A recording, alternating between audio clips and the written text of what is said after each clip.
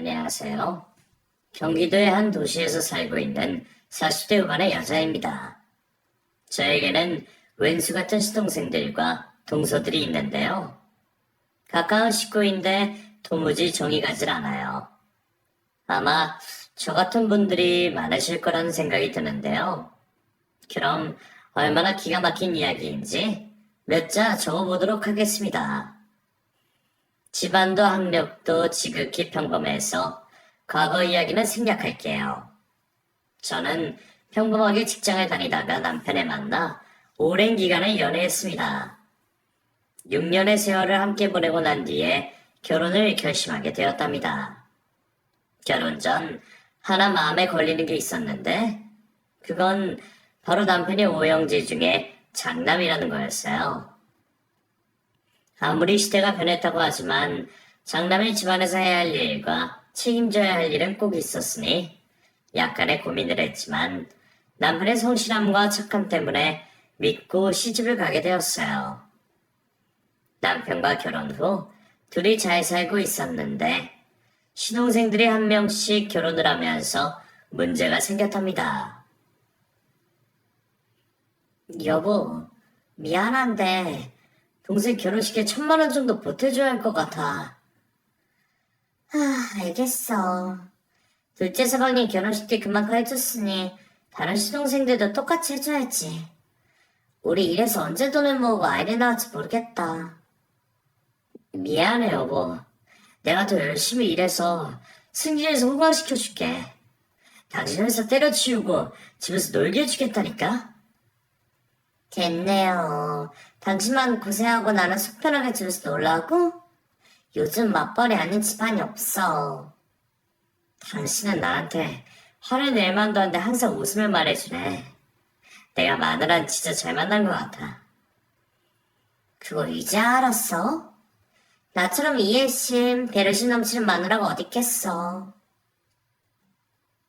그이와 제 사이에는 돈에 대한 걱정 말고는 아무런 문제가 없었습니다. 시동생들 넷에게 모두 목돈의 돈을 주어서 결혼을 시키고 혼자 남은 시어머니께 매달 용돈을 보내드렸어요. 시어머니께서는 시아버지 없이 평생을 고생만 하셨고 버시는 돈을 모두 자식들에게 쓰셔서 노후를 위한 자금이 없어 장남인 남편이 용돈으로나마 도움을 드렸답니다. 이런 문제 때문에 많은 부부들이 갈등을 빚고 이혼을 하는 사태가 생기는데 저와 남편은 크게 싸워본 적이 없었습니다. 부부는 닮는다는 말처럼 저와 그이는 해를 거듭할수록 성격도 비슷해지고 말투도 똑같이 변했어요. 제가 남편을 닮아가는 쪽이었죠. 결혼한 지 5년 만에 마음의 여유가 생겨서 계획한 아이를 가지게 되었고 이듬해 딸이 태어났을 땐 작은 아파트로 이사했습니다. 평범한 가정을 이루고 열심히 살고 있는데 시동생들이 모두 크게 성공했다는 소식을 접했어요. 사업에 성공하기도 했고 경력직으로 대기업에 입사한 시동생도 있었답니다. 다들 저희보다 형편이 좋아져서 동서들은 일을 하지 않는다고 하더라고요. 이에 남편은 저에게 많이 미안해했답니다. 여보, 형제들 중에 나만 무능한가 봐. 동생들은 재수 시대를 모두 놀게 해준다는데 나만 못 그러고 있네. 내가 당신 볼 면목이 없어. 미안해. 별소리 다 하네. 당신 정도면 훌륭한 가장이야.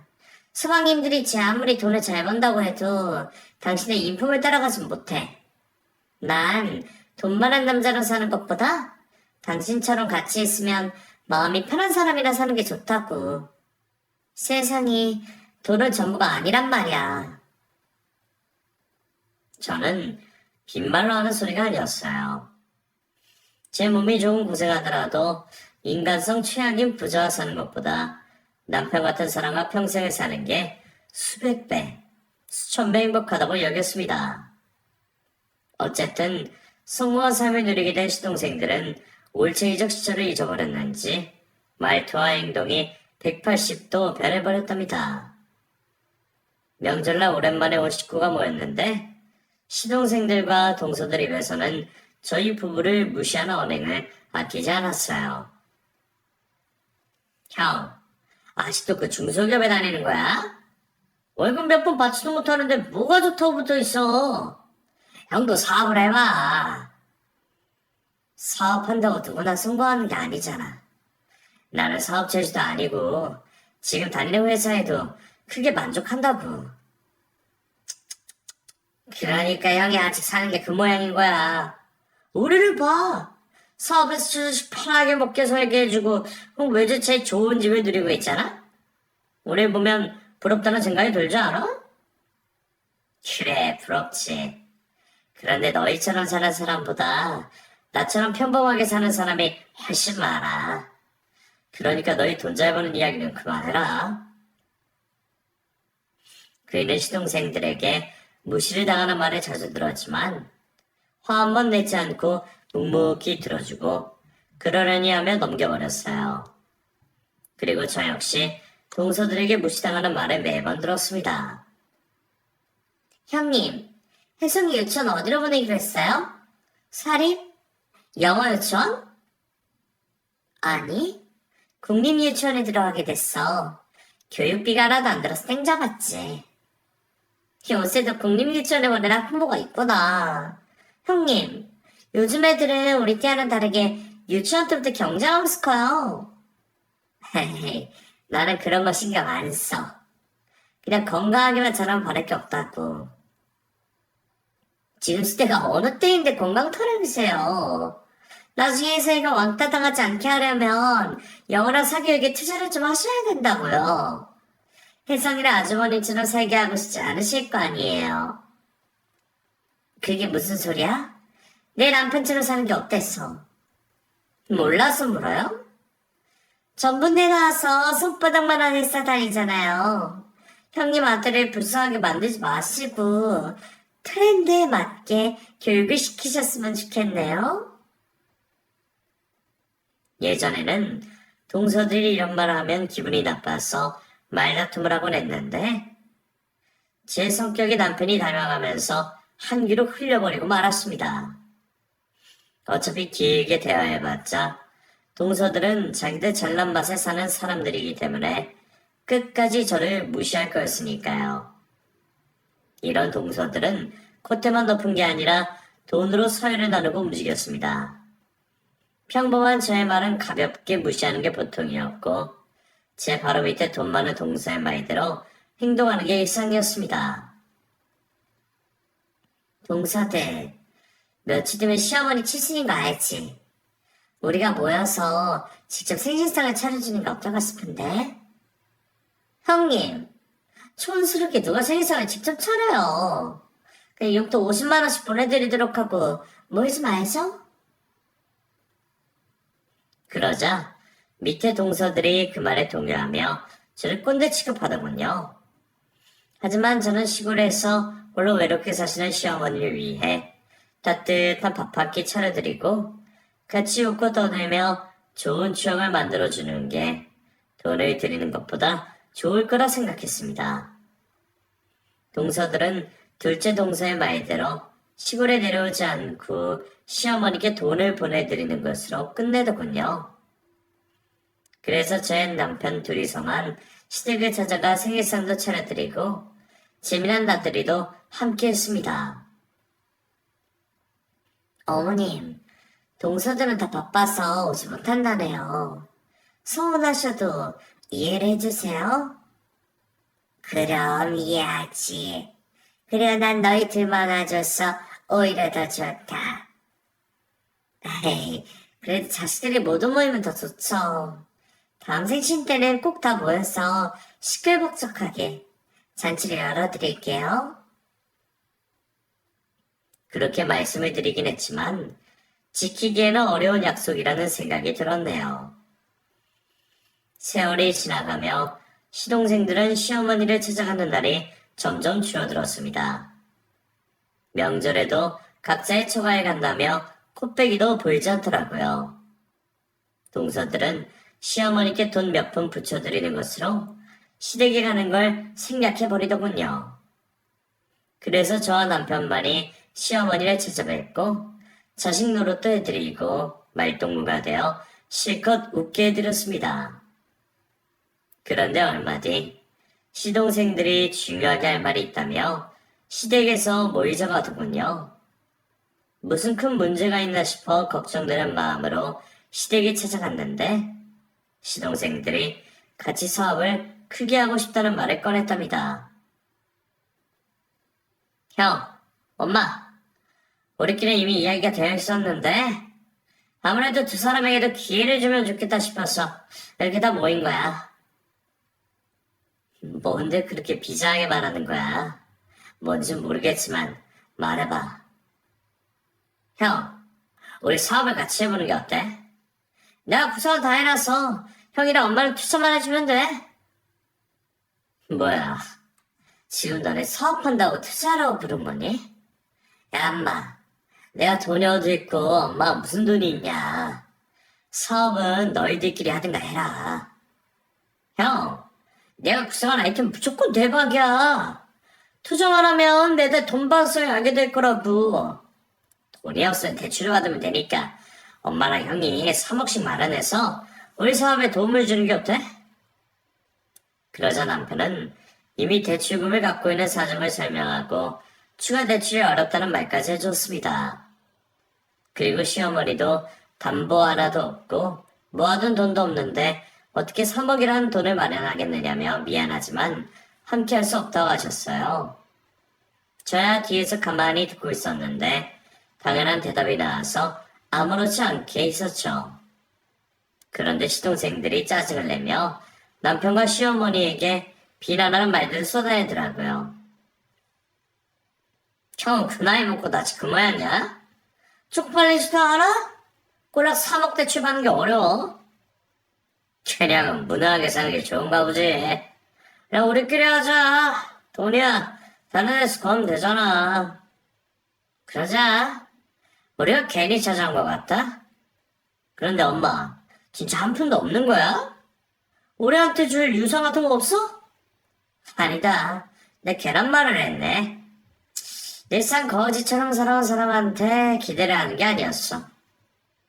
시동생들이 선 넘는 말을 해서 남편이 따끔하게 한 소리 하더군요.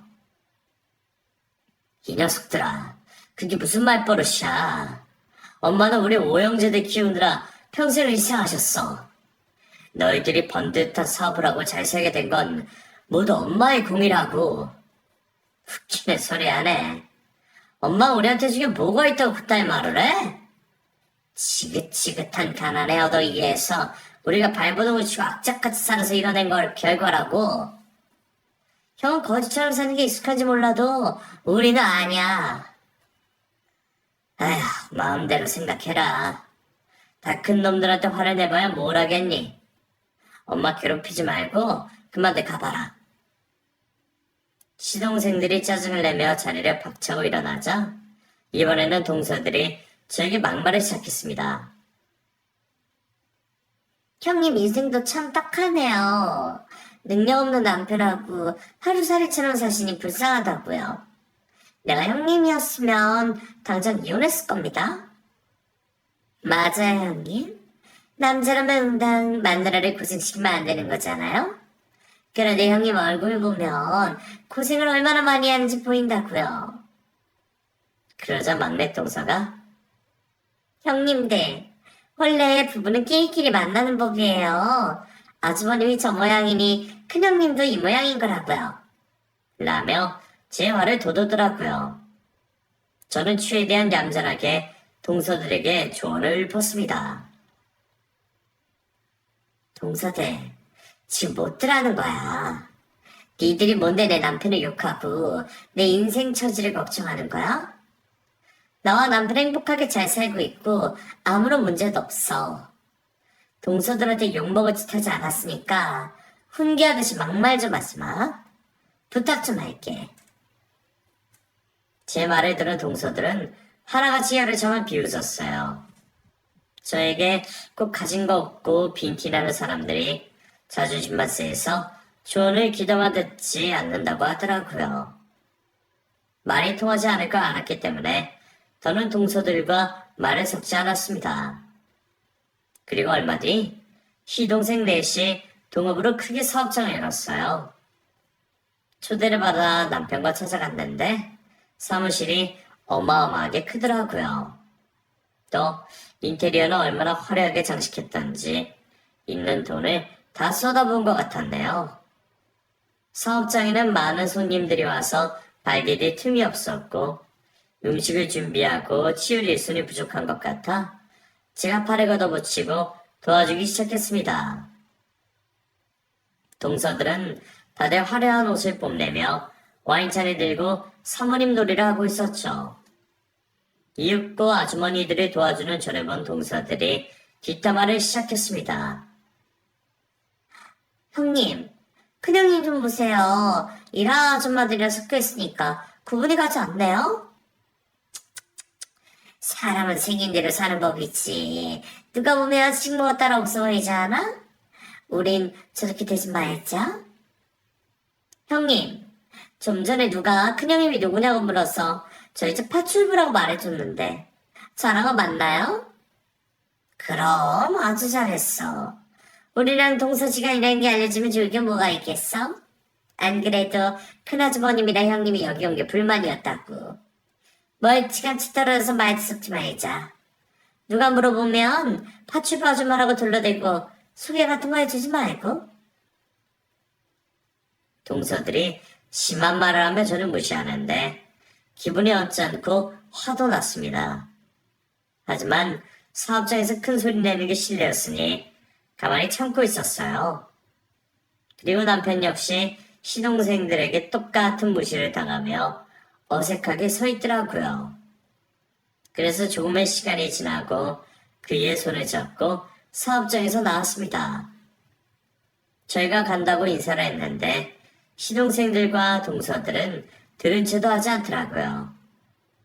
저희가 부끄러우면 초대를 하지 말지 뭐하러 불렀나 싶었습니다.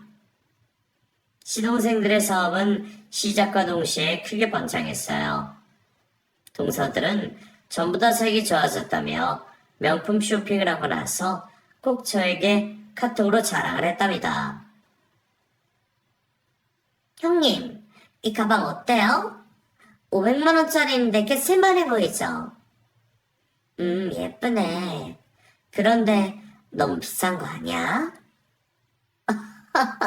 형님 쓰면 비싸겠죠. 저한테 이 정도는 껌이에요? 그래. 좋겠다, 동서. 부러우면 부럽다고 하세요. 형님은 평생 이런 가방 매볼 일 없으니 얼마나 부럽겠어요? 동서, 난 명품에 관심이 없어. 괜한 말 하지 말고 다음에 연락하자. 명품에 관심이 없는 게 아니라 못 올라간다는 몰라서 포기하고 사시는 거 아닌가요? 여하튼 우리들은 이렇게 잘 살고 있어요. 다음에 또 안부 연락 드릴게요. 안부가 목적이 아닌 저를 무시하고 짓밟고 싶어서 연락한 게 분명해 보였죠. 동서들 나이가 40을 넘겼는데도 철딱선이 없는 행동과 말에 안타까움이 들곤 했답니다. 저는 매년 시댁에 가서 김장을 해서 그해 겨울에도 변함없이 시어머니와 김장할 계획이었어요. 동서들은 김장값을 시어머니께 드리고 김치를 얻어먹었는데 이번에도 시댁에 내려오지 않겠다고 하더군요. 그래서 저 혼자 시댁에 내려갔더니 시어머니가 몸이 편찮으셔서 누워 계셨습니다. 김장이고 뭐고 병원에 모셔야 할 것 같아서 그리했는데 의사 선생님이 시어머니의 허리와 관절이 정상이 아니라며 무리한 일은 절대 하시면 안 된다고 하시더라고요. 그래서 약을 처방받고 시댁으로 돌아왔답니다. 시어머니는 배추가 200포기나 준비되어 있어서 저 혼자 김장을 하기에 무리가 있다며 일어나시려 했어요. 어머님, 의사 선생님 말씀 못 들었어요? 지금 몸도 안 좋으신데 김장까지 하시면 쓰러지실 거라고요. 그럼 이 많은 매주를 혼자 김장하겠다고? 그건 안 될 소리야. 제가 동서들한테 연락을 돌려볼게요. 집들이 멀지 않으니까 누구 하나라도 없겠죠. 그래서 핸드폰을 들고 동서들에게 차례대로 전화를 걸었습니다. 동서, 지금 집이지? 바쁜 일 없으면 김장으로 내려와라. 김장이요? 형님, 저희 어머님한테 3만 원씩 김장값 붙여드렸어요. 근데 김장을 하러 오라뇨. 뭐? 3만 원? 동서, 김장이 얼마나 힘든 일인데 고작 3만 원 붙여드렸다고 당당히 말하는 거야. 됐고, 어서 다들 김장하러 오라고 그래. 싫어요, 형님. 저 김장을 해본 적도 없고 앞으로도 할 생각이 없어요. 그러니까 형님이 알아서 하시고 김장 끝나면 바로 김치 한 통 택배로 붙여주세요. 동서는 자기 할 말만 하고 전화를 끊어버렸습니다. 다른 동서들에게 연락해봤는데 모두 똑같은 소리라며 절대 김장하러 오지 않겠다고 하더군요.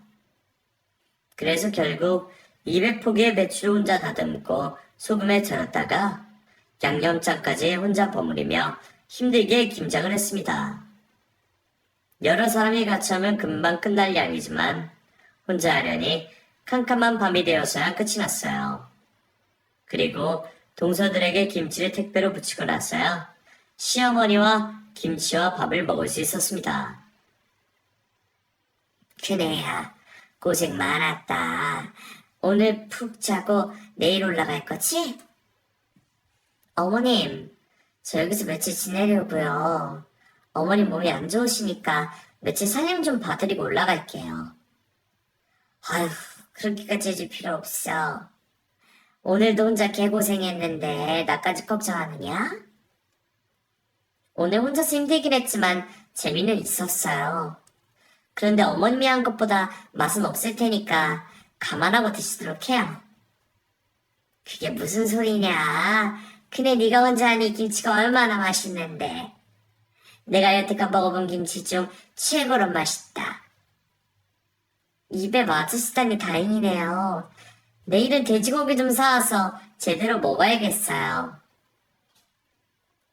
그렇게 시어머니 곁에서 며칠 동안 머물며 살림도 봐드리고 병원도 모시고 오갔습니다. 저는 내친 김에 시어머니께 내시경 검사도 시켜드렸어요. 다행히 뼈와 관절을 빼고는 괜찮다고 했답니다. 며칠 뒤 김치 택배를 받은 동서들에게 연락이 왔어요. 저는 감사 인사를 할 줄 알고 기분 좋게 전화를 받았는데 동서가 하는 말은 저를 기막히게 했습니다. 형님, 김치 맛이 왜 이래요? 작년 거보다 맛이 없어요. 뭐? 맛이 없다고? 나 혼자 해서 맛이 별로인가? 네, 진짜 맛없어요. 한 입 먹고 그냥 버렸다고요. 버렸다고? 동서, 너무하네. 내가 혼자 김장한다고 얼마나 고생했는지 알아? 그런데 사랑성이를 무시하고 김치를 버려? 몰라요. 나 김장가 들었으니까 다시 해서 보내주세요. 동서, 그걸 지금 말이라고 하는 거야?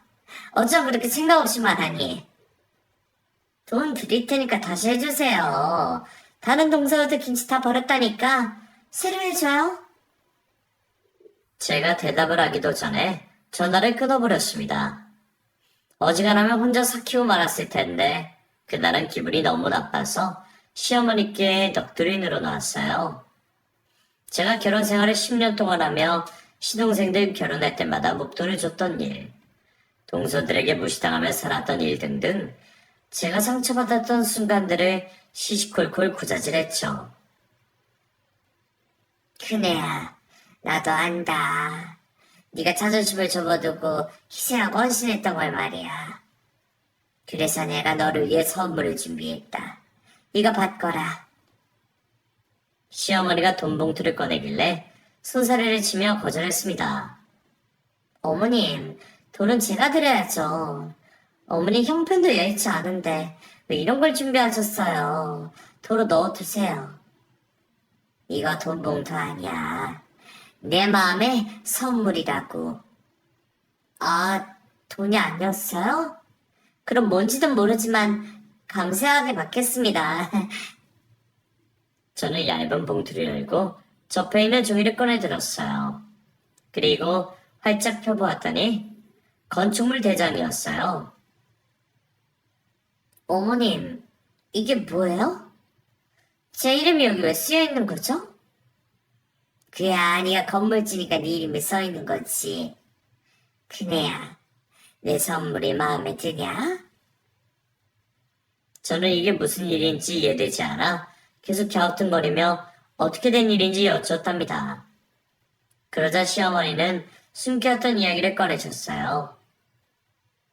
내가 평생 허드렛 일만 하고 살았던 건 알지? 아들 5을 키우고 장가 보내느라 고생을 좀 많이 했지. 여윳돈이 거의 없어서 생활이 빠듯하게 살았는데 50년 동안 조금씩 저축했던 돈으로 10년 전에 땅을 사두었단다. 물론 싸고 크지도 않은 땅이었지. 그런데 재작년에 그 땅을 주변으로 개발이 시작되면서 가치가 수천 배로 올랐다는 연락을 받았어. 부동산 하는 양반이 내 인생이 노났다며 땅을 팔라고 하더구나.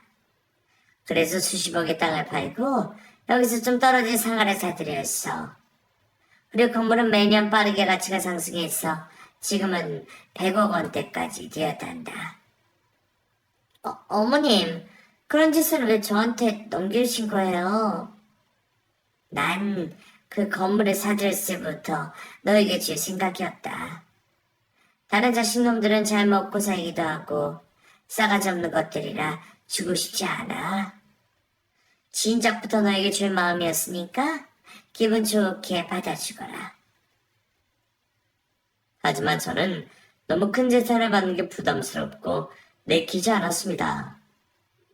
시동생들과 동서들이 알면 난리가 날 것 같으니 유산을 분배해서 나눠주는 게 어떻겠느냐며 여쭈어봤답니다.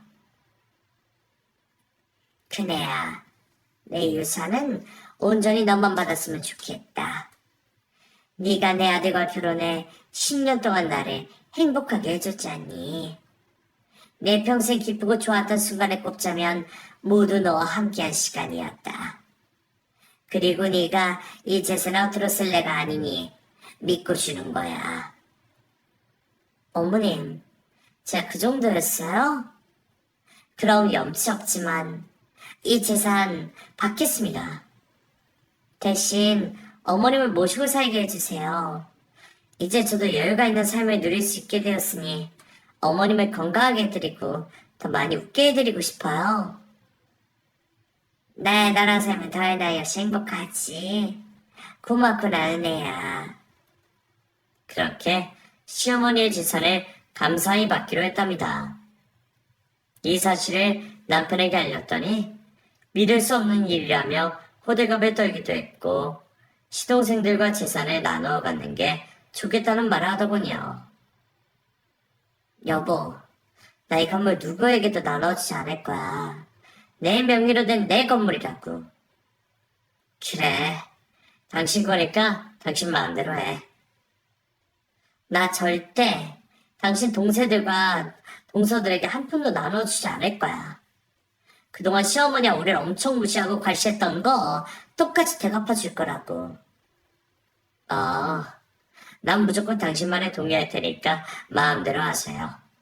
그럼 우리가 엄마를 모시고 사는 거야? 벌써 좋은 주택집을 알아놨어. 거기서 우리 셋이 살 거니까 바로 이사 준비하자. 며칠 뒤 저희가 이사를 떠나고 재산 사실이 알려지면서 시동생들과 동서들이 찾아왔습니다. 예상대로 다들 화가 잔뜩 난 얼굴이었어요. 형님, 우리한테 이러실 수 있어요? 어머님이 숨겨둔 재산이 있다는 것도 배신감이 드는데 그 큰 재산을 혼자 꿀꺽하는 게 말이 됩니까? 맞아요, 형님. 건물이 100억 원 나간다던데 혼자 그걸 가지려고 하다니. 욕심이 참 많으세요? 이래서 없는 것들이 돈 맛을 보면 더 무섭다는 거예요. 동서들이 하는 말이 기가 막혀서 저도 더 이상은 참지 않기로 했습니다. 야, 이것들아. 내가 니들한테 뭘 그리 잘못했냐? 그동안 니들 행동과 말들을 꾹 참아왔는데 오늘부터는 그렇게 안 할 거야. 이 싸가지 없고 이기적이고 돈에 미친 것들아. 잘 들어. 내 건물이 탐나겠지만 니들한테 10원 한 장 내어주지 않을 거야. 어머머, 형님이 이렇게 화를 잘 내시는 분이셨어요? 진짜 돈에 미쳤나 보네. 형님, 지세를 똑같이 나누지 않으면 저희들 가만히 있지 않을 거예요? 가만히 있지 마. 뭘 하든 상관 안 해. 그러자 시동생들이 남편에게 재산을 나누지 않으면 고소를 하겠다며 으르렁댔습니다. 자기들이 받아야 할 당연한 권리라며 큰 소리를 쳐댔죠. 하지만 남편은 제 의견을 존중해줘서 시동생들에게 절대 재산 나눌 일이 없으니 고소를 하라고 대답하더라고요. 그래서 결국 시동생들이 저를 상대로 고소를 했습니다. 저는 시어머니가 소개해준 변호사와 법정을 들어갔어요. 여러 이야기들이 오갔지만 재산을 넘겨준 시어머니가 판사님에게 간곡하게 부탁을 하셨답니다. 당신의 재산을 누구도 아닌 큰 며느리인 제가 모두 가지길 바란다면서 말이죠. 결국 시어머니와 저의 바람대로 재판에서 이기게 되었습니다. 시동생들과 동서들은 악을 써내며 욕을 퍼부어대더라고요. 형님, 인생 그렇게 사는 거 아니에요. 그지처럼 살 때는 우리 앞에서 큰 소리 한번 치지 못하더니 큰 재산이 생겼다고 이렇게 막 나오시니 어이가 없다고요. 여하튼 그 많은 재산 가지고 얼마나 잘 사는지 보겠습니다. 우린 이제 형님네랑 인연을 끊을 테니 다시 볼 일은 없을 거예요. 동서들 결정이 그렇단 말 수 없지. 그럼 잘들 살아봐. 그렇게 저와 남편은 시동생 식구들과 연을 끊어버리고 시어머니와 셋이 살기 시작했습니다. 저는 일을 그만두고 시어머니를 모시며 여가를 즐기며 지냈고 남편은 직장을 관두고 제 건물을 관리하게 되었습니다. 1년 동안 제 건물은 시세가 더 많이 올라서 120억 원의 가치가 되었답니다. 시어머니가 저와 함께 지내니 건강도 좋아지셨고 얼굴도 환하게 펴져서 이래저래 좋은 일들만 있어서 더 바랄 게 없었네요. 바뀐 인생을 만끽하며 잘 살고 있었는데 얼마 뒤 안 좋은 소식을 듣게 되었습니다. 시동생들이 전 재산을 털어서 시작했던 사업이 쫄딱 망해서 하루아침에 알거지가 되었다네요. 그래서 돈이 급해진 시동생들과 동서들이 저를 찾아왔습니다. 형님, 오랜만이에요. 그동안 얼마나 잘 지내셨어요?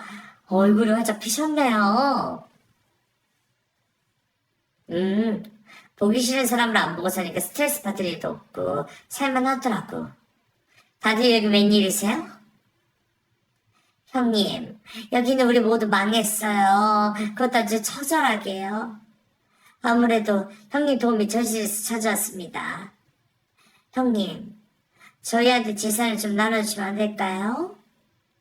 많이 달라고는 안 할 테니 몇 억씩만이라도 주세요. 동서, 나한테 돈 맡겨둔 거 있어? 어디서 돈 내오느라고 지랄이야. 단체 저 찾아와서 협박하는 거야? 이거 무서워서 안 되겠네. 경찰을 부르든가 해야지. 형님, 무슨 말씀을 그렇게 하세요? 우리 협박하러 온 게 아니라 부탁을 하러 온 거예요. 어쨌든 나는 니들한테 줄 돈 따위는 없어. 그럴 돈 있으면 불우이웃을 돕고 말 거라고. 서방님들 그렇게 잘난 척하더니 꼴 좋습니다. 내 남편을 그렇게 괄시하더니 결국은 이렇게 됐네요. 다들 꺼주세요. 수금 뿌리기 전에. 그러자 시동생들과 동서들이 더러워서 그냥 간다며 떠났습니다. 하지만 하루 만에 다시 찾아와 돈이 절실하게 필요하다며 구걸하기 시작했습니다. 형님, 저희 좀 도와주세요. 다들 빚더미에 앉아서 당장 길바닥에 나앉게 생겼다고요. 그럼 길바닥에 앉아서 살면 되잖아.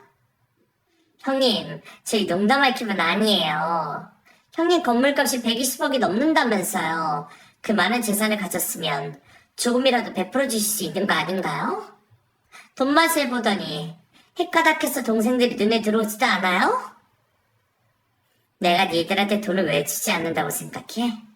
내 욕심이 많아서? 절대 아니거든.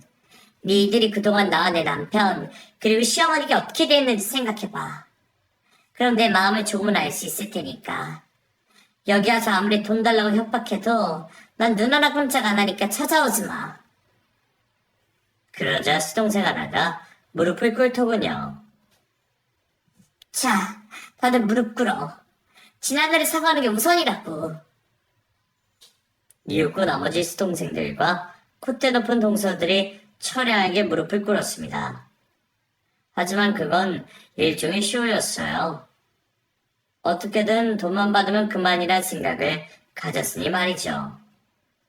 그래서 전 눈앞에 있는 인간들의 머리 위에 앉아 생각을 정리하고 말했습니다. 그렇게 돈이 필요하면 나한테 잘 보여봐요. 서방님들은 제 남편 밑에서 건물 청소나 경비를 해서 월급쟁이로 살아봐요. 정신 차리고 열심히 일하면 내 마음이 열려서 재산을 나눠줄지도 모르겠네요. 그리고 동서들은 우리 집에 파출부로 일하도록 해. 자기들이 날 파출부 취급했으니 직접 파출부가 돼서 살아보면 재미있을 것 같아. 어머님을 편안하게 해주는 식모가 되어준다면 내 마음이 열려 재산을 크게 떼어줄지도 모르니까. 결정은 여러분들이 알아서 해. 형님, 저희더러 파출부로 일하라고요? 그리고 시동생들 경비로 쓰겠다니 진짜 너무하시는 거 아니에요? 너무하다 싶으면 그냥 돌아가면 되잖아. 내가 억지로 시키는 것도 아닌데 흥분할 필요 없잖아? 그럼 난 하고 싶은 말 다 전했으니 돌아가서 고민을 해봐. 그러자 식구들은 자리를 박차고 성질을 내며 돌아갔습니다. 어차피 기대도 하지 않았기 때문에 실망하지 않았답니다. 그런데 돈이 많이 급했는지 이틀 뒤에 다시 찾아와서 일을 하겠다고 하더군요. 남편은 시동생들을 건물 청소와 경비를 시키게 되었는데 제대로 하지 않으면 가차없이 잘라버리겠다고 으름장을 놓았습니다. 저 역시 파출부로 제대로 일하지 않거나 시어머니 심기를 건드리면 무조건 잘라버리겠다고 통보했답니다. 처음 파출부를 시작한 동서들은 서로에게 일을 떠넘기며 제대로 하지 않더라고요. 동서, 지금 일하기 싫어서 밑에 사람한테 떠넘기는 거야? 아니에요, 형님. 셋째가 요령 피워가며 일하길래 제가 일에 따라줬어요. 누구 마음대로 일을 시켜. 여기 네 사람 모두 이 집 식모야. 지인은 어머님과 나니까 우리가 시키는 대로나 해. 네, 죄송해요, 형님. 그런데 언제까지 파출부를 해야 해요? 언제쯤 재산을 나눠줄지 기낌이라도 해주시면 안 될까요? 누가 재산을 나눠준대? 니들이 하는 거 보고 생각을 해보겠다고 했지 내 돈을 준다고는 하지 않았다고? 그럼 안 줄 수도 있다는 거예요? 형님, 진짜 너무하시네요. 그럼 나가. 여기서 동서 지배를 잡을 사람 아무도 없어. 다른 동서도 하기 싫으면 나가? 아니에요, 형님. 저희는 여기서 계속 파출부로 일할 겁니다. 둘째 형님, 큰형님한테 대들지 마세요. 괜히 저희까지 피해보잖아요. 동서들은 자기들끼리 몇 날 며칠 싸우다가 이내 마음에 모든 걸 내려놓았는지 완전한 식모가 되었답니다. 큰형님, 식사 준비 다 됐어요. 어머님, 어서 나오세요. 우리 며느리들이 담 앞에서 밥을 차려주니 더할 나위 없이 기쁘구나. 고맙다, 얘들아. 어머님, 그렇게 조심해 형님한테 재산을 나눠주라고 부추겨주세요. 그걸 왜 나한테 부탁하니? 큰애가 알아서 해줄 일이니까 마음을 비우고 기다리도록 해라. 어머님이 좀 나서주시면 안 돼요? 언제까지 이렇게 식모 노릇을 해야 하는 건지 모르겠단 말이에요. 그럼 다 때려치우고 나가거라. 아무도 너희를 잡지 않는다고. 시어머니 역시 저와 똑같이 동서들을 굴리셨습니다. 어머님은 매 끼니마다 드시고 싶은 걸 요구하셨고 맛이 없는 반찬이 있으면 가차없이 버리라고 하셨답니다. 시동생들과 동서들은 몇 달 동안 잘 버텼습니다. 돈이 궁하니 파출부와 경비로 일해서 월급을 받아 사는 게 나쁘지만은 않았을 테죠. 어느새 겨울이 성큼 다가와 김장철이 왔어요. 저는 배추를 1000포기 주문해서 마당에 쌓아두었답니다. 동서들은 쌓인 배추를 보고 넋이 나가버렸어요. 동서들, 놀란 거야? 김장할 사람이 넷이나 있으니 이 정도는 해야 하지 않겠어? 넷이요? 그럼 저희끼리만 김장하는 건가요? 당연하지. 식모들이 있는데 주인까지 나서야겠어? 그만 입 닫고 재밌게들 해봐. 동서들은 추운 바다에서 개고생을 하며 1000포기의 배추를 절이고 버무리며 김장을 했어요. 하루 종일 허리가 끊어질 통증을 견뎌내며 열심히 하더군요. 이윽고 저와 시어머니가 김치의 맛을 보았습니다. 어머님, 어떠세요? 입에 맞으세요? 너무 짜다. 그리고 그네 네가 한 김치에 비하면 쓰레기에 속하겠는걸? 그래요? 그럼 다시 해야겠네요. 동서들 들었지? 이거 다 버리고 새로 김장을 해야겠어. 벌써 배추를 주문했으니까 곧 있으면 1000포기가 또 들어올 거야? 형님, 저희 뼈가 빠지도록 김장했어요. 그런데 입에 맞지 않다고 버리라뇨. 이거 왜 이래? 동서들도 예전에 내가 했던 김치를 다 버리고 새로 해달라고 했잖아. 물론 나는 새로 하지 않았지만 니들은 새로 해야 해. 하기 싫은 사람은 나가도 쳐. 제가 비아냥대고 조롱하듯이 말했는데도 누구 하나 화를 내지 못하더라고요. 잠시 후 트럭이 도착해 배추를 마당에 다시 쌓아두었고 동서들이 김장김치를 양로원에 기부하려고 트럭에 실었답니다. 내가 누구들처럼 진짜 버릴 거라 생각한 건 아니지? 동서들이 한 김치는 좋은 곳에 쓰일 테니까 기분 좋게 해줘. 2차 김장을 시작해봐. 네, 형님. 그래서 동서들은 24시간을 김장을 해서 몸살이나 쓰러지고 말았답니다. 저는 동서들이 사람 고치라고 더 나은 사람이 될 거라 생각해 이렇게 계속 굴리고 또 굴렸습니다. 초창기에는 언제 재산을 나눠줄 거라는 질문을 매일같이 했는데 6개월이 지나자 군소리 잡소리 하나 없이 묵묵히 파출부로 열심히 일하더라고요. 시어머니는 저 말고 다른 며느리들이 개고생하는 걸 봐서 속이 시원하고 재밌다면서 매일 이것저것 시키셨답니다. 시동생들도 남편의 지휘하에 시키는 일을 제대로 하고 있었습니다. 건물 청소는 물론이고 냄새나는 화장실 청소도 마다하지 않고 매일 깨끗하게 청소하더라고요. 남편은 저에게 이렇게 동생들을 인간답게 살게 해주니 너무 좋다고 말했습니다. 여보, 당신 재산 나눠줄 생각 없는 거지? 이대로 쭉 부려먹으면서 월급쟁이로 살게 할 작정인 거지? 역시 당신은 내 남편이 맞네. 내 집을 훤히 들여다보고 있으니 말이야. 맞아. 당신 동생들이랑 동서들이 아무리 열심히 일한다고 해도 내 재산을 나눠줄 생각은 추억 없어. 그래, 잘 생각했어. 내 동생들한테 목돈이 생기면 또 사업한다고 나대기만 할 거라고. 그렇게 고생하면서 돈을 벌면서 삶이 얼마나 귀중한지 깨닫고 살았으면 좋겠어. 우리가 그동안 거시당했던 거 잊지 말고 끝까지 동생들 머리 위에 앉아서 맏형 노릇을 해.